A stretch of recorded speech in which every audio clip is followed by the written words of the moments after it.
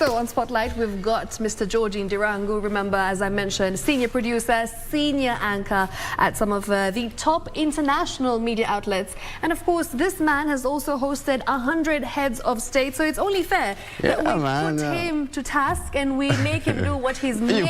He's born to do, right? You can't really put him to task. He's born to do it. Let's just, we need to watch it. We need to hear for ourselves. Ndirangu, right? Georgie, how do you feel? Are you ready for the challenge? Looks like I am. I mean, there's really no option. I'm here. All right. In 3, 2, 1. Take it away. The Institution of Engineers of Kenya is demanding for the unconditional release of the engineers arrested earlier this week for allegedly vandalizing KPLC infrastructure. The institution, in cognizance of the magnitude and repercussions of the outage, says professional investigation was not conducted on their members in the energy sector to warrant the arrest and placement into custody.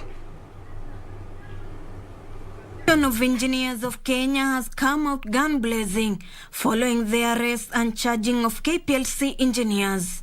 Led by their president, engineer Nathaniel Matalanga, the professionals condemned the arrest, terming it unlawful, citing due process was not followed. Their work is to maintain these power transmission lines that evacuate power to the country, not to guard them. From various reports of the ongoing investigations, it's clear that the cause of the collapse is vandalism. Unless the Directorate of Criminal Investigations, DCI, can show that these engineers vandalized the infrastructure. Earlier this week, 9 employees of KPLC were arrested, among them 4 engineers, for alleged sabotaging electricity supply that affected most parts of the country last week. Institution of Engineers of Kenya is urging security officers to employ due diligence and apprehend the real culprits who have vandalized the heavy investments by the government. As engineers, we need the full support, and we are ready to offer technical support to security agencies to be able to resolve this matter.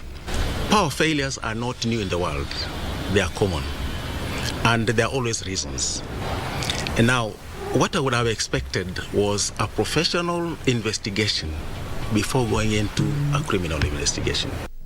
At the same time, the engineers availed President Uhuru Kenyatta's move to ban trade in scrap metals in a bid to curb vandalism of critical installations in the country.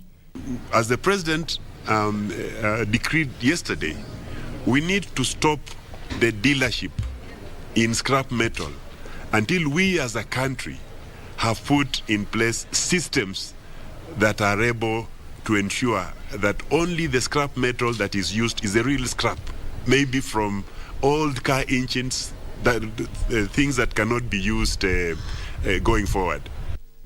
Reporting for